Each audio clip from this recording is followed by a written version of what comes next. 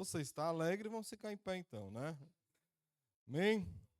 E como de costume, você vai olhar para a pessoa que está do seu lado e você vai dar aquele velho sorriso que só você consegue dar, único, e falar, meu irmão, que bom que você está aqui essa noite. Você é muito.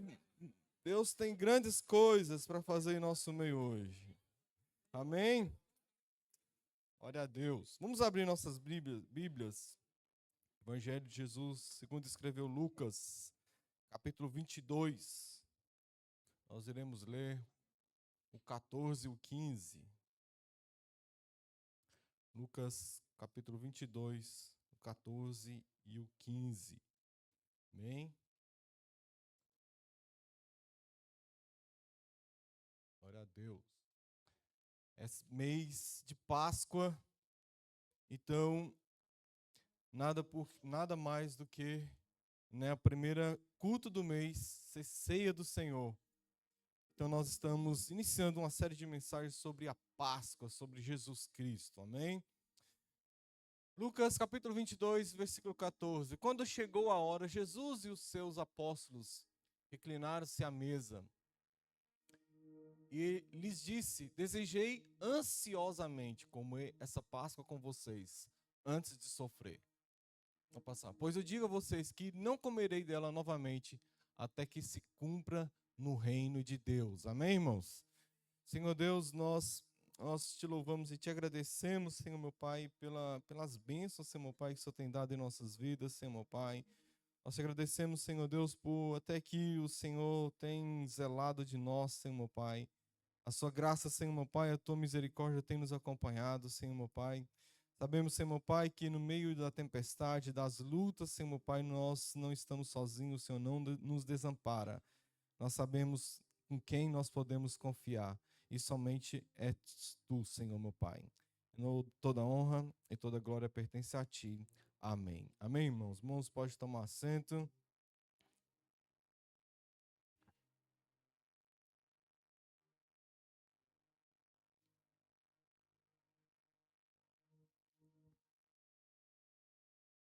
Nós, no período de Páscoa, quem nunca comeu um ovinho de Páscoa, né? Quem nunca comeu um chocolatezinho, né? E o engraçado é que de país para países,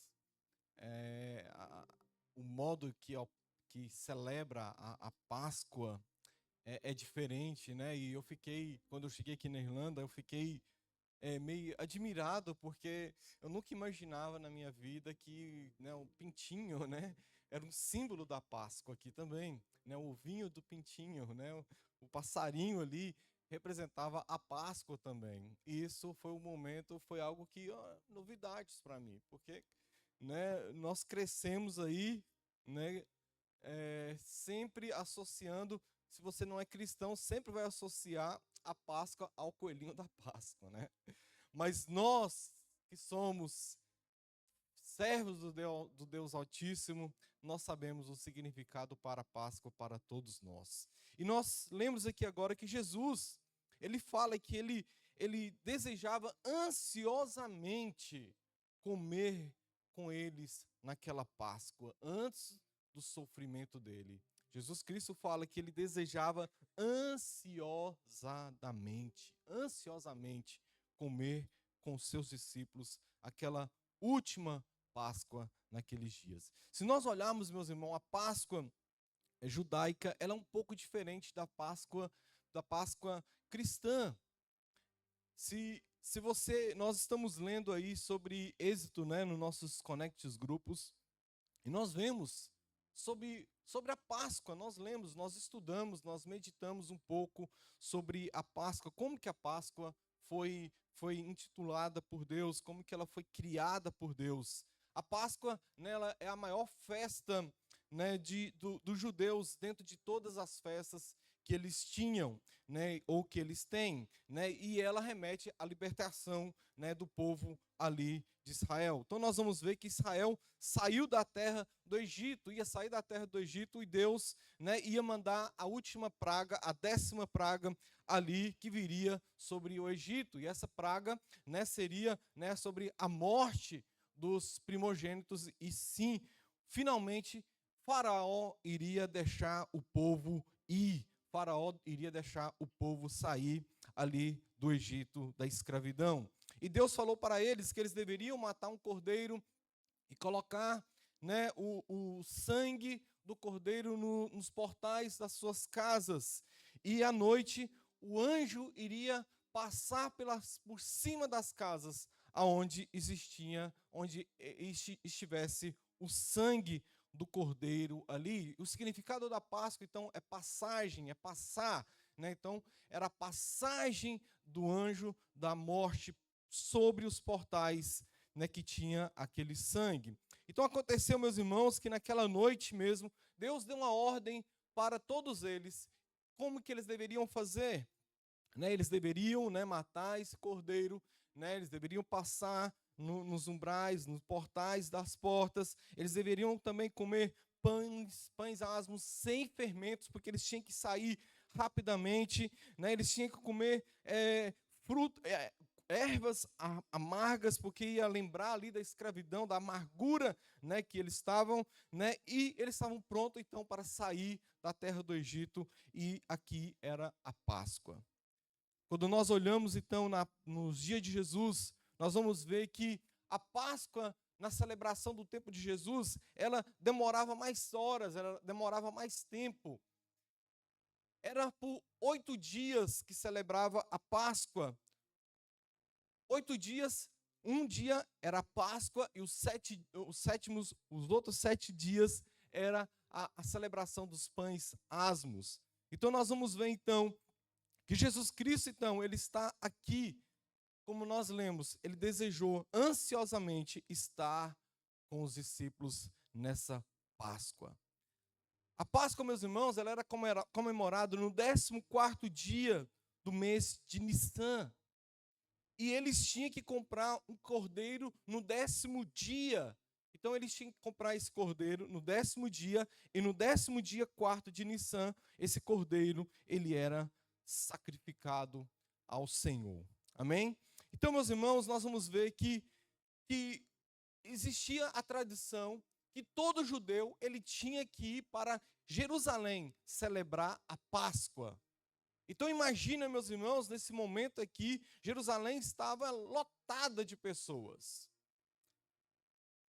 E lotada não somente de pessoas, mas de animais também. Porque a tradição eles tinham que levar no templo para que seu cordeiro, o cordeiro que eles comprassem, tinha que ser sacrificado ali e depois levado para casa para ser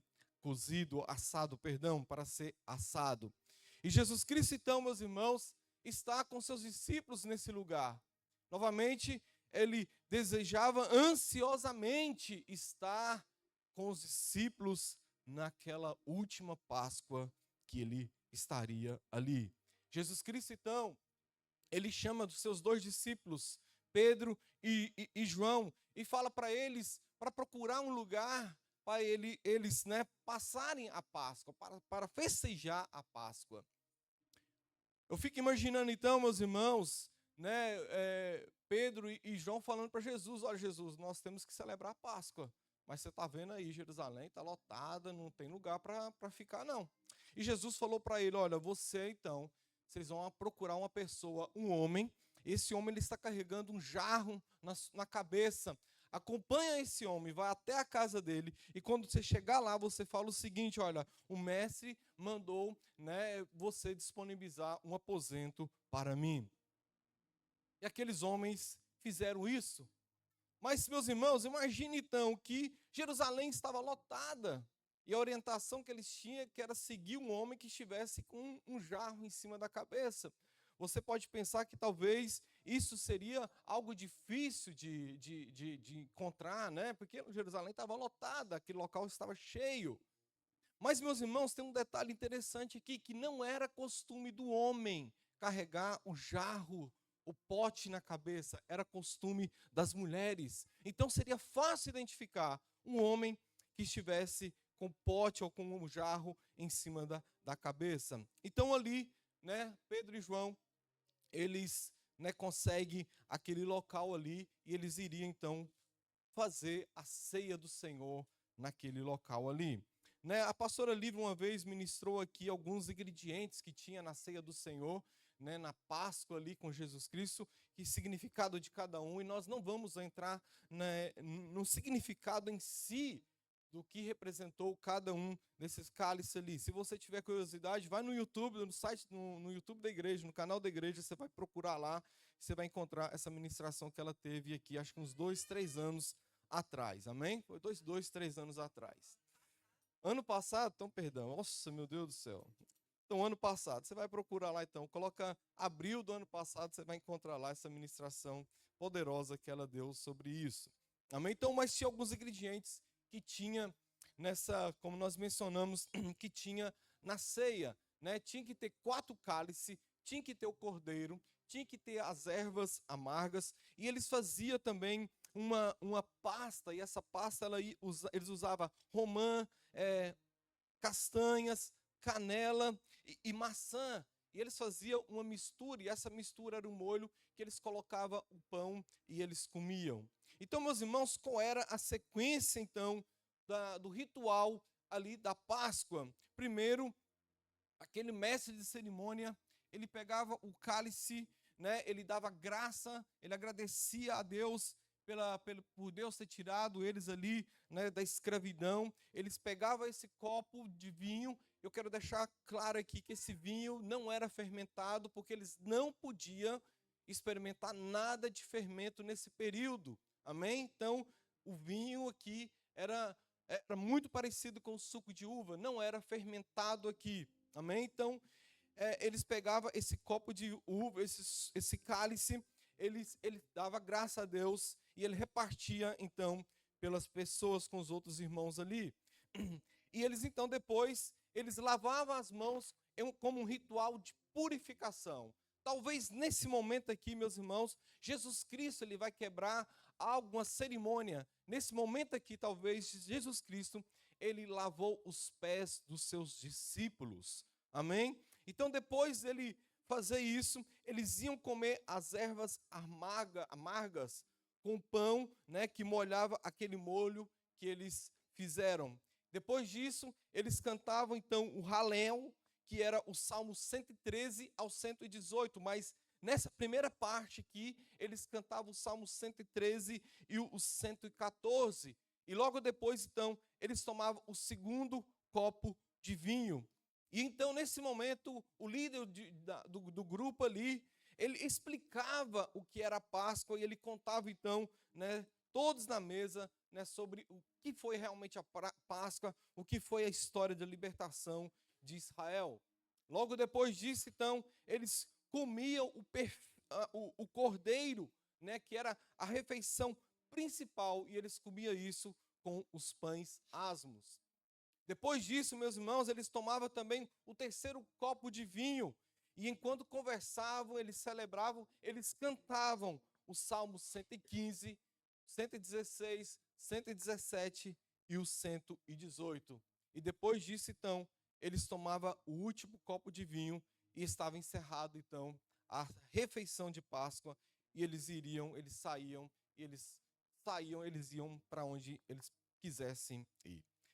Nós vemos aqui então, meus irmãos, como eu disse, eu não vou entrar no mero aqui do que significa cada detalhe aqui da ceia. Não existe alguma linha de discussões que Jesus Cristo tomou somente 3 copos do vinho, do cálice. Outros falam que Jesus tomou 4. Alguns falam que o cordeiro estava, o animal morto, né, a carne ali estava ali na mesa. Outros falam que Jesus Cristo, ele que era o próprio cordeiro que estava na mesa. Não vamos entrar nesse detalhe, mas o detalhe é que Jesus Cristo, sim, ele fez a ceia, ele participou da ceia da Páscoa. E Jesus Cristo, então, ele sai agora, ele vai para os Montes das Oliveiras, e ali ele vai orar. E naquele lugar, né, Judas vai aparecer, né, com soldados romanos e uma multidão de pessoas com pedaços de pau, etc., e vão prender Jesus Cristo naquela madrugada. De uma maneira bem ilegal, Jesus Cristo, ele vai ser julgado pelos sacerdotes. Jesus Cristo vai ser levado de um lado para o outro. E naquela mesma noite, Jesus Cristo, ele vai apanhar e apanhar bastante. O dia amanhece, então, meus irmãos, e aquelas pessoas ali, eles resolvem oficializar.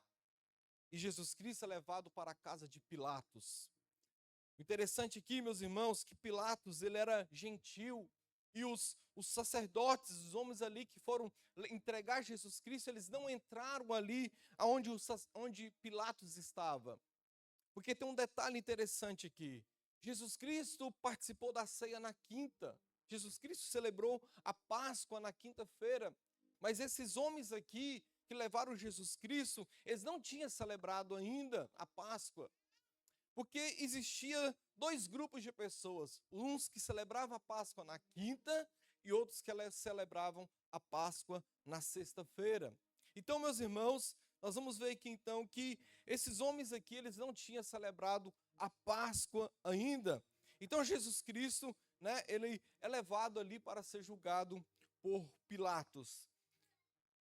E Pilatos então, né, ele convoca, né, a multidão lá, que está lá fora, né, e ele fala o seguinte: olha, é tradição nossa, né, soltar um malfeitor. E ele pergunta, ele fala: olha, está aqui Jesus Cristo, o Rei dos Reis, e está aqui Barrabás, um malfeitor, um incentivador de bagunça, de confusão. Quem vocês querem que seja solto? E a Bíblia fala então que aquelas pessoas que foram já instigado pelos sacerdotes, elas gritam, né, viamente: solta Barrabás, solta Barrabás. Palácio, e nesse momento, então, né, a multidão, Pilatos, então, perdão, fala o seguinte: olha, agora o que eu vou fazer com ele? A multidão grita: crucifica, crucifica e crucifica. Pilatos, então, meus irmãos, pega uma bacia, um balde de água, seja o que for, ele lava sua mão e ele fala: estou livre do sangue deste homem. Jesus Cristo, então, ele é morto, ele é separado para ser morto e ser crucificado. Isso, meus irmãos, sexta-feira. Como eu disse para vocês, sexta-feira ainda as pessoas não tinham celebrado a Páscoa ainda, e tinha um horário para ser celebrada a Páscoa. A Páscoa deveria ser celebrada, né, os animais deveriam serem sacrificados no templo entre as 3 e as 5 horas da tarde. Esse era o momento, esse era o horário em que as pessoas deveriam levar os seus cordeiros para serem sacrificados no templo. Jesus Cristo, então, meus irmãos, ele está sendo preparado para ser crucificado.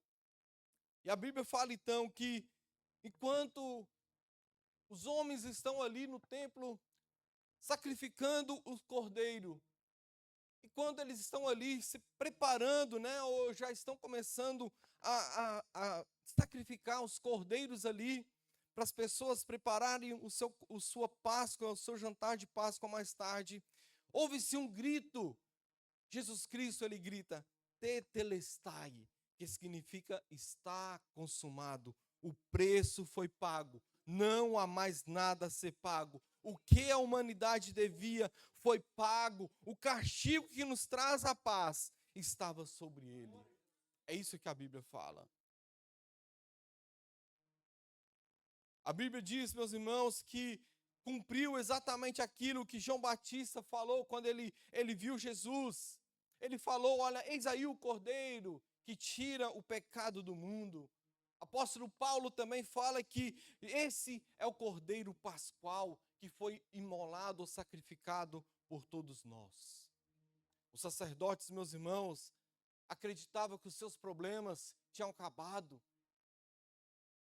Algumas pessoas acreditam que o diabo também acreditava, né, e estava vibrante com essa morte de Jesus. Eu já tenho uma posição diferente sobre isso. Mas a verdade, os sacerdotes que queriam que Jesus Cristo morresse, eles estavam talvez vibrantes com isso, porque era sexta-feira, Jesus Cristo tinha sido crucificado. Mas a verdade, meus irmãos, o domingo estava por aí. O domingo veio e Jesus Cristo ressuscitou. O Deus que controla as coisas, o Deus que tem os detalhes de tudo. O Espírito Santo escreveu, né, a Bíblia através de inspiração, né? O homem foi inspirado por Deus e Deus escreveu cada detalhe, meu irmão. E o nosso, como mostra como que Deus, ele é perfeito. Nada acontece por acaso, nada acontece por coincidência. Os céus não foi pego de surpresa, nada acontece de surpresa. Tudo é controlado por Deus. Tudo Deus está sob controle. Deus tem o controle de todas as coisas. Deus tem o controle da sua história, meu irmão. Deus tem o controle da sua vida. Então, por que nós ficamos preocupados? Por que nós andamos ansiosos? Porque talvez nós não confiamos tanto nesse Deus que controla tudo na nossa vida. Mas, meus irmãos, esse Jesus Cristo, então, ele padeceu, mas ele ressuscitou. E nós estamos aqui hoje, é por causa do teu sacrifício. Essa Páscoa significa libertação. Essa Páscoa trouxe para nós uma libertação. Essa Páscoa trouxe para nós agora temos livre acesso até o nosso Deus, por causa desse sacrifício do nosso Senhor Jesus Cristo. O diabo, ele não tem domínio sobre as coisas. O diabo, ele não tem domínio sobre a sua vida. O escrito de dívida que era contra mim, dizendo o seguinte, que você é pecador condenado, foi cravado lá na cruz para sempre. Não há mais condenação para nós que estamos em Cristo Jesus. É isso que a Bíblia fala. Mas, meus irmãos, nós poderíamos encerrar a mensagem por aqui. Nós poderíamos encerrar aqui e realmente dizer que Jesus Cristo triunfou na cruz. E realmente Jesus Cristo triunfou na cruz. A cruz não foi fracasso. A cruz foi a vitória. A cruz significa a libertação para nós. A cruz não é vergonha, como muitos pregam aí. Mas a questão é, meus irmãos, nós sabemos muito bem que Cristo padeceu na cruz do Calvário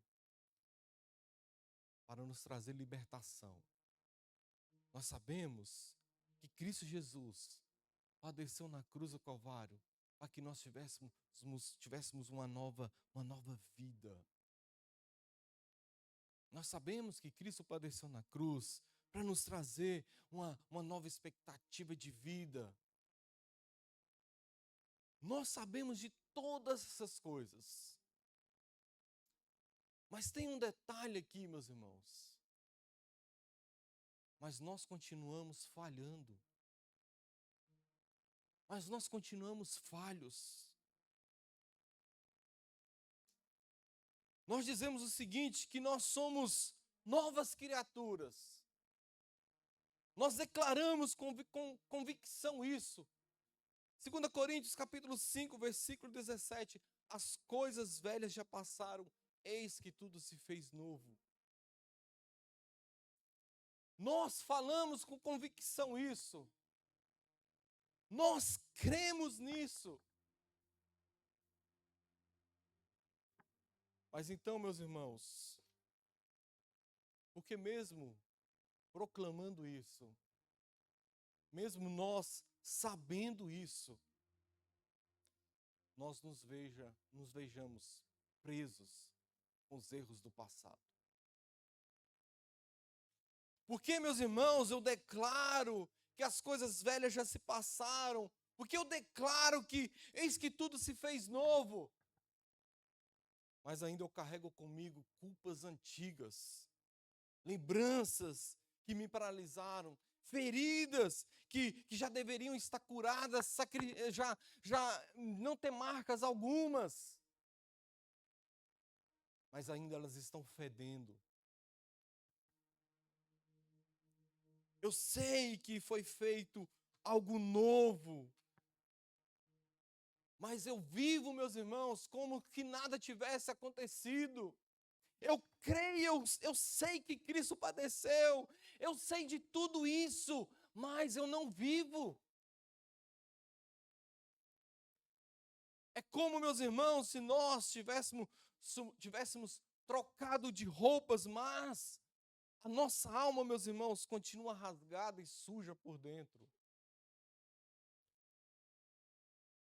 Nós somos vistos, eu me visto, né, como palavras de fé, mas por dentro nós continuamos agarrados ao velho homem.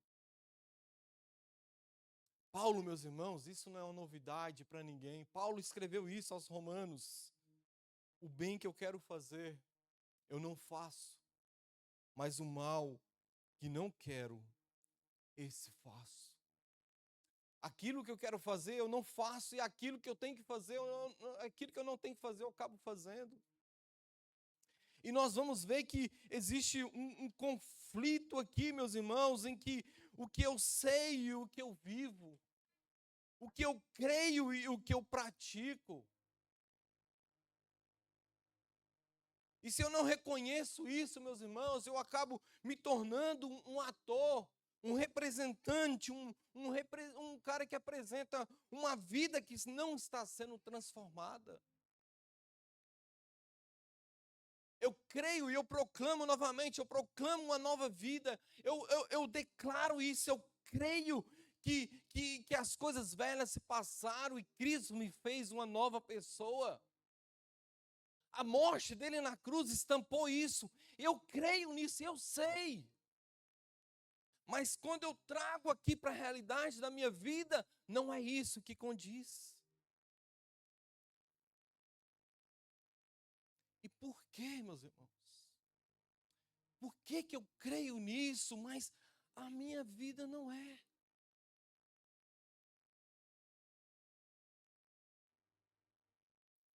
Eu falo que eu tenho um propósito de vida. Eu falo que eu tenho um chamado e eu digo isso, olha, eu tenho um chamado de Deus na minha vida. Nós falamos o seguinte, olha, eu nasci para algo maior. E muitas das vezes, nós temos tanta convicção desse chamado de Deus na minha vida, que a sua igreja local é pequena para você. E você precisa procurar outro local. Porque a sua igreja local, ela é pequena para o tamanho do chamado que você tem. Efésios capítulo 2, versículo 20. Porque somos feitura sua, criados em Cristo Jesus para boas obras. Eu afirmo, meus irmãos, que fui chamado por Deus para impactar o mundo. Eu tenho essa convicção. Eu creio nisso, eu creio que Deus me chamou para isso.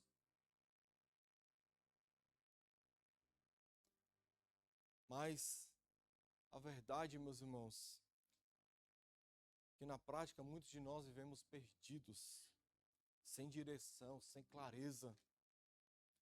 Vivemos muitas das vezes no piloto automático. Nós acordamos, dormimos, trabalhamos, dormimos, acordamos, trabalhamos, repetidas vezes. Nós sabemos que nós temos um chamado, mas nós não nos movemos para esse chamado. O problema, então, meus irmãos, não é a falta do chamado, é a falta de resposta a esse chamado. Então eu creio que eu tenho um chamado, mas por que eu não vivo?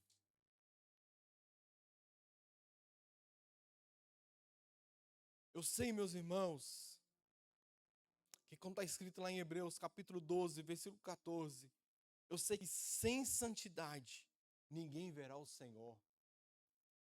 Eu sei disso. Eu sei disso, que sem santidade ninguém verá o Senhor. Eu já li isso diversas vezes na Bíblia. Eu já ouvi diversas mensagens sobre isso. Mas eu me contento com uma vida morna, confortável. Eu não me separo. Eu não me renuncio. Eu aceito os convívios aí de grupos que vão me enfraquecer. Eu vejo conteúdos que me afastam de Deus. Eu mantenho hábitos que me impedem realmente de crescer espiritualmente.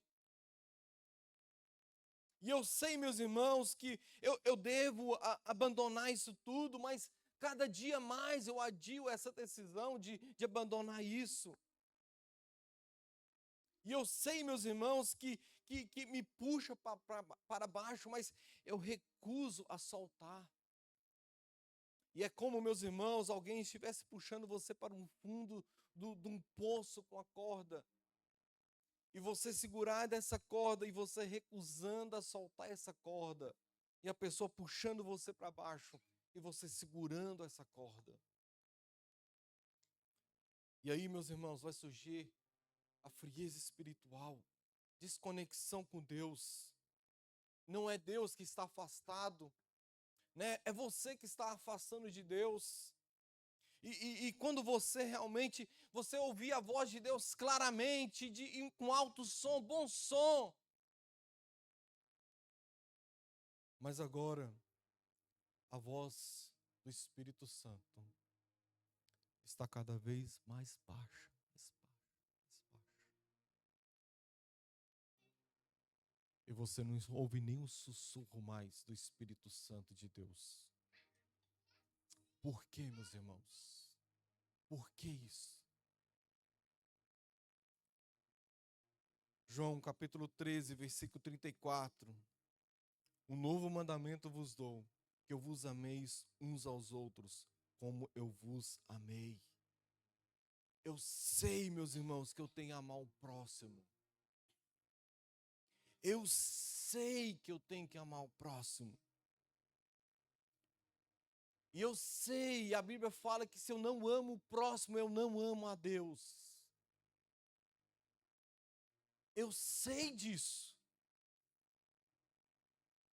Mas quando aquele irmão me fere, quando aquele irmão me trai ou me ignora, eu não somente deixo de amá-lo, mas eu começo a alimentar um grande rancor dentro do meu coração. O interessante disso, meus irmãos, é que as pessoas do seu trabalho podem te trair.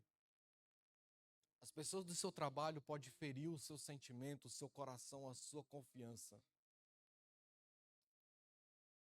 Elas podem fazer isso diversas vezes na vida. E sabe o que você vai fazer? No dia seguinte, você vai acordar bem cedo. E você vai sentar do lado dessa pessoa que te traiu, que te feriu e que te trouxe amargura no seu coração. Trouxe rancor no seu coração. E você vai suportá-la no trabalho. Por quê? Porque você precisa do dinheiro ali do trabalho. E por quê, meus irmãos? Porque quando a gente traz isso para dentro da igreja, não acontece. Quando o irmão te traz rancor no seu coração, por que você não vai e pede perdão? Por que você não suporta? Por quê, meus irmãos? Verdade, meus irmãos, é que o evangelho não é para ser crido, ele é para ser vivido. E quando eu conheço a verdade, mas não aplico essa verdade, ela não me transforma. Conhecereis a verdade, e a verdade vos libertará. Por quê, meus irmãos? Romanos 8, capítulo 8, versículo 1. Nenhuma condenação há para os que estão em Cristo Jesus. Eu creio nisso. Eu declaro isso. Jesus Cristo na morte, ali na cruz, ele partiu o véu. E agora, meus irmãos, não existe nenhuma condenação para nós que estamos em Cristo Jesus. É algo que nós cremos. Mas cada vez que eu caio, é como uma sentença invisível caísse dentro de mim. Você está condenado eternamente. Eu me sinto envergonhado, indigno. E me escondo assim como Adão escondeu de Deus no jardim. Eu tento me esconder também. E eu sei que Jesus levou a minha culpa, mas eu mesmo me condeno. E assim, meus irmãos, eu acabo, desconectando da graça, eu acabo desconectando. E o inimigo, ele vai aproveitar isso. Ele vai sussurrar no seu ouvido, falando o seguinte: olha, você não é digno. Deus já desistiu de você.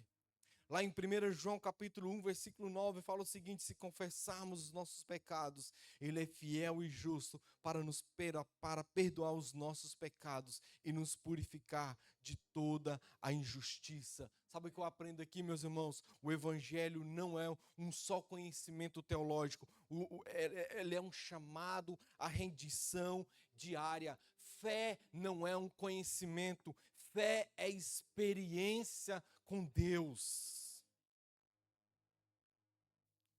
Saber que Jesus liberta não é suficiente se eu não entregar as chaves da minha prisão para Ele. Mas, meus irmãos, se eu creio em tudo isso que eu falei aqui, por que nós continuamos falhando? Se eu creio nisso tudo, por que eu ainda falho? Sabe, meus irmãos, nós vivemos em um mundo irreal. Nós achamos que somos maduros e poderosos, sábios. Mas, na verdade, nós não somos.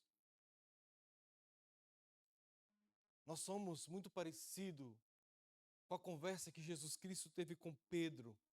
Não somente com Pedro, mas com seus discípulos aqui nessa Páscoa, na janta da Páscoa. E Jesus Cristo estava falando para Pedro, falando: olha, Pedro, o diabo queria moer você. Mas eu roguei e orei pela sua vida, para que nesse momento a sua fé te sustentasse. Pedro, então, meus irmãos, vai responder o seguinte para Jesus: olha, Jesus, se você for para a prisão, eu vou contigo. Se você morrer, eu vou morrer com você. Esse aqui é eu e você, essa é a realidade que nós pregamos, que nós achamos que nós sabemos de tudo, e achamos que somos maduros, achamos que somos poderosos. Pedro, meus irmãos, vieram prender Jesus Cristo, a multidão vieram prender Jesus Cristo. Pedro, movido pelo poder, estava ao lado de Jesus. Ele arranca a espada e corta a orelha daquele homem. Esse era o homem que disse que ia morrer com Jesus, ia ser preso com Jesus. Era o Pedrão valentão.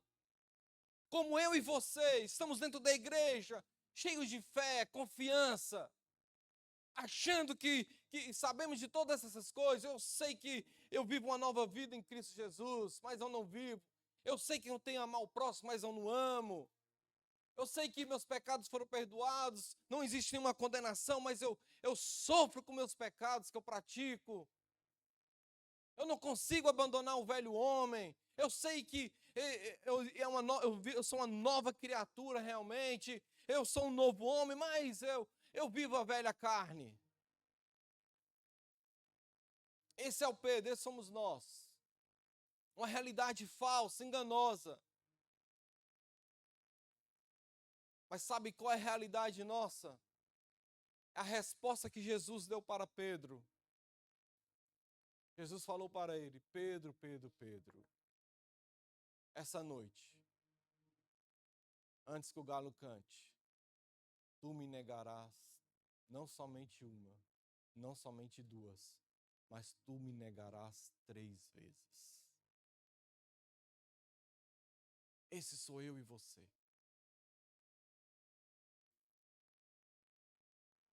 Aí você pergunta: pastor, mas então como resolver essa situação? Porque nós temos muitos porquês. Por que Eu creio que Jesus morreu, mas eu morreu para perdoar meus pecados, mas quando eu falho, eu continuo me condenando.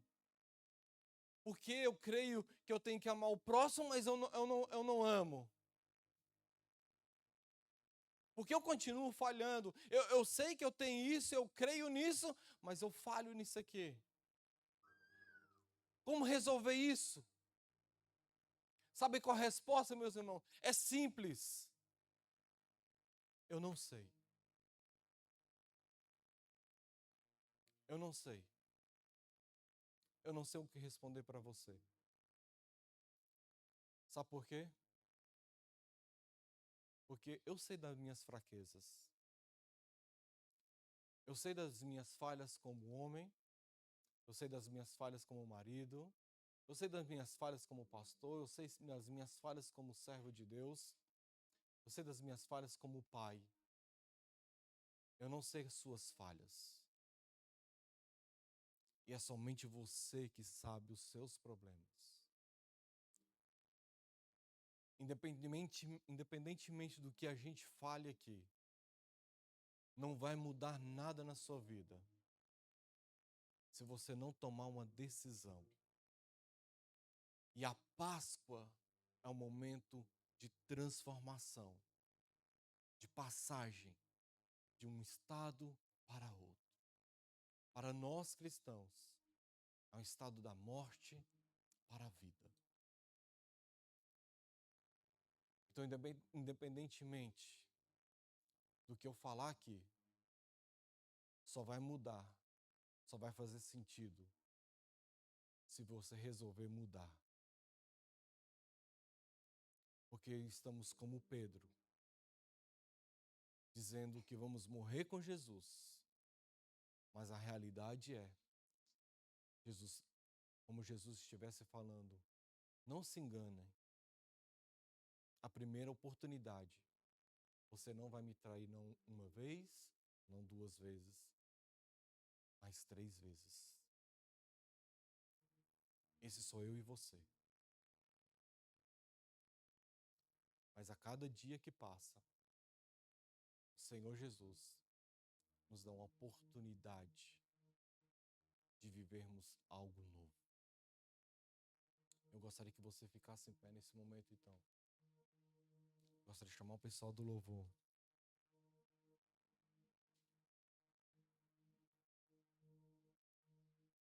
Gostaria que você curvasse sua cabeça. Sem conversa.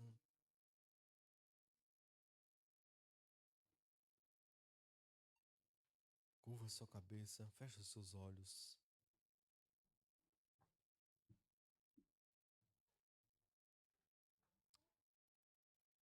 Talvez você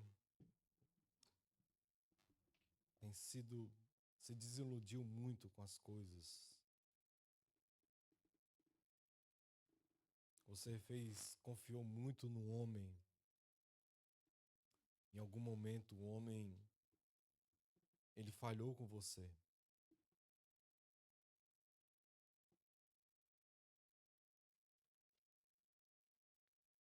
Nós vivemos uma época em que nós somos mais vítimas do que culpado. Se eu falho, se acontece algo comigo, eu vou achar uma vítima, mas eu não vou olhar dentro de mim e ver o quão culpado que eu sou. Talvez você está aqui nessa noite e tem tentado de todas as suas forças vencer os prazeres da carne, tentar ser um bom cristão.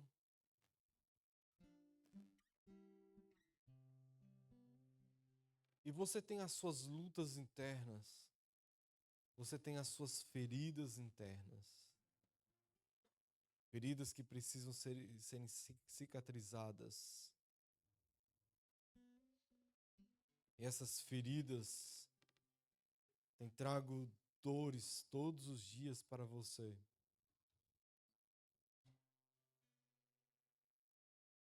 E como eu disse para você, tudo isso vai resolver a partir do momento em que você tomar uma posição e resolver fazer o que tem que ser feito. Fazer o que precisa ser feito. E nós vamos participar da ceia em alguns instantes.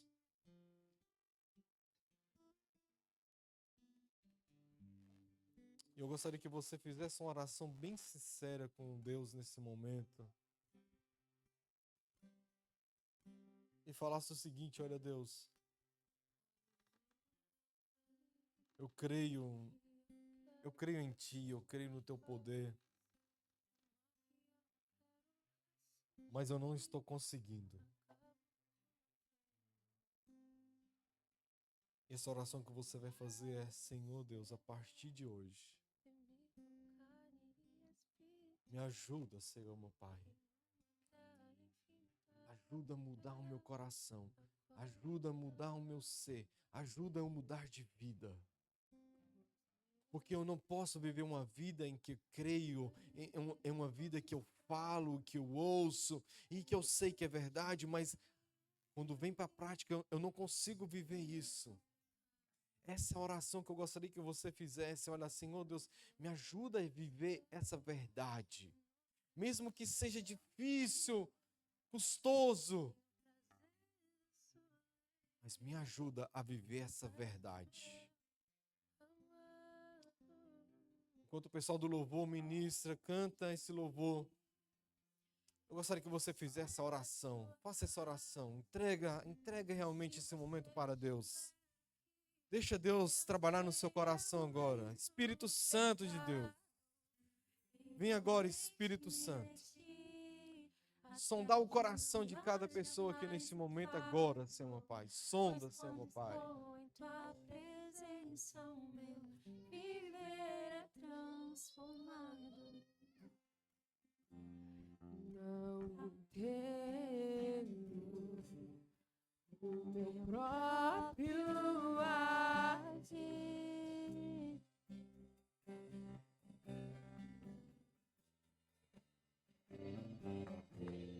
Sem tua graça, o que seria de mim?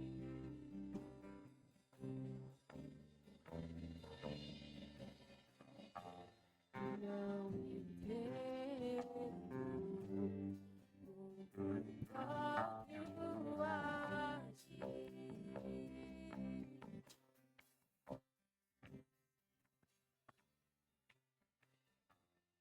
Sem tua graça, o que seria de mim? Pois o bem que eu quero fazer não faço, e o mal que eu não quero resistir, acabo cometendo. Em meu ser, vivido carne e espírito, em uma guerra inevitável, a qual eu não me rendo. Pois meu corpo já foi vendido como escravo, e não existe bem nenhum em mim, apenas o pecado.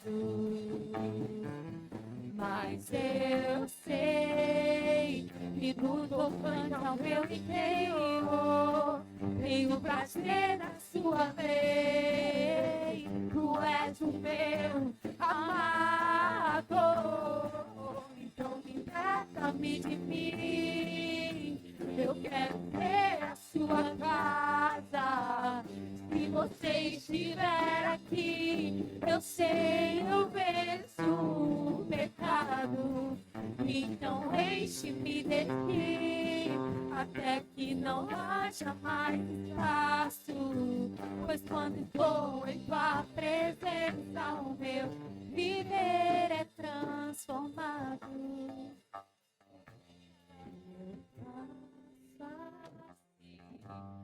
Livre pra viver a tua vontade. Aleluia, Jesus.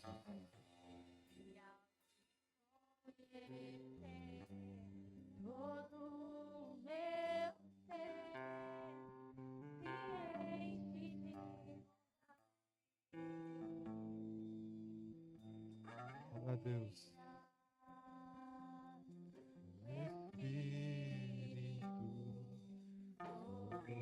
sobre a carne.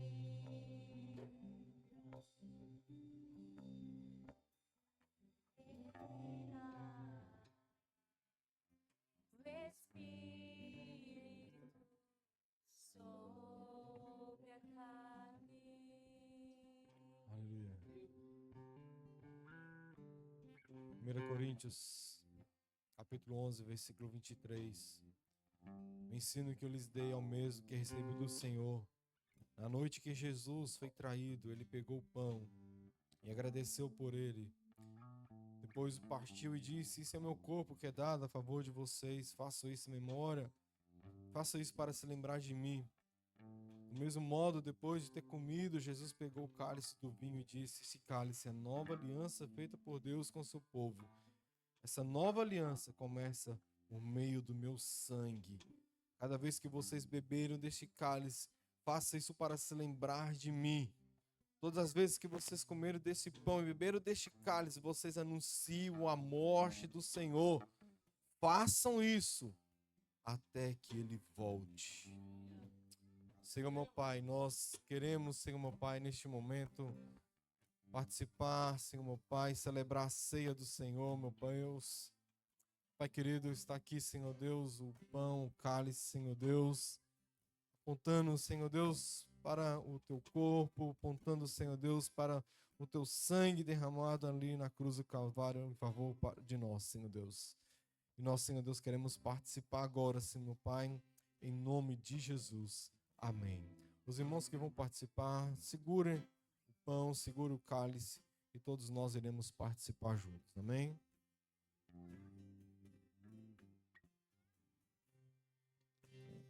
Desde o ventre me conhece, tu me escolhestes para ti. Como é dade até ti vem, e mesmo assim se entregou por mim. Teu amor me libertou de mim e agora vivo em mim. Redentor, teu amor me libertou de mim e agora vivo em mim.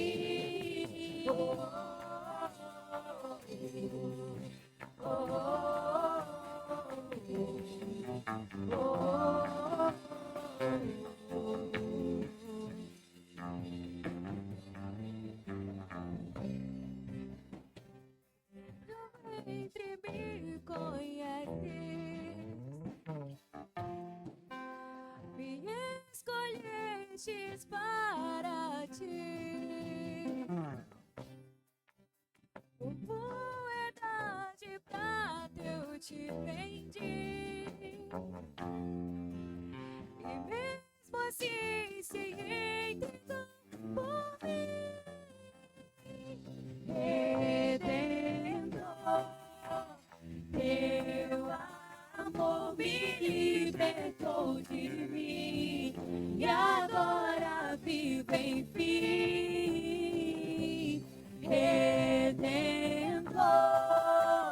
teu amor me libertou de mim e agora agora vive em mim.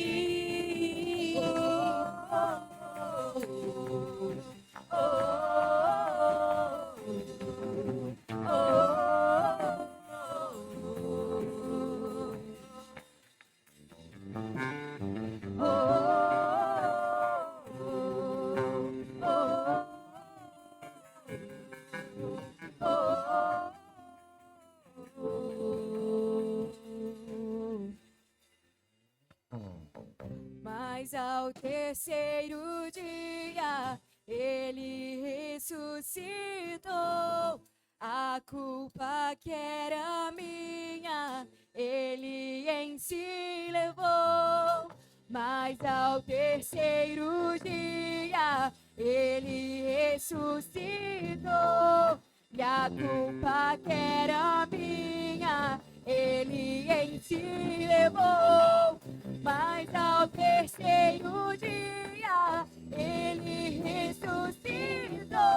E a culpa que era minha, ele em si levou. Mas ao terceiro dia ele ressuscitou. E a culpa que era minha, ele em si levou. Teu amor me libertou de mim e agora vivo em mim. Redentor, teu amor me libertou de mim e agora vivo em mim. Ele pegou o pão, agradeceu a Deus por ele. Depois partiu o pão e disse: isso é meu corpo, que é dado a favor de vocês. Façam isso para lembrar de mim. Amém? Os irmãos podem participar.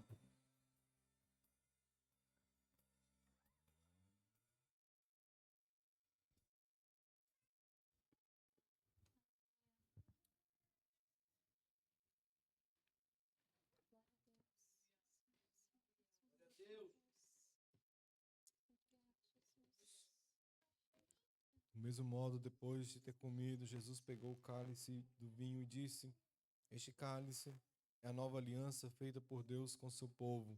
E essa nova aliança começa por meio do meu sangue.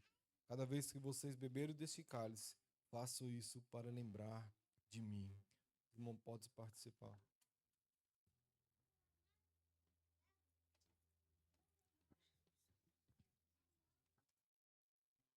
Glorifica a Deus. Glorifica a Deus. Glorifica a Deus.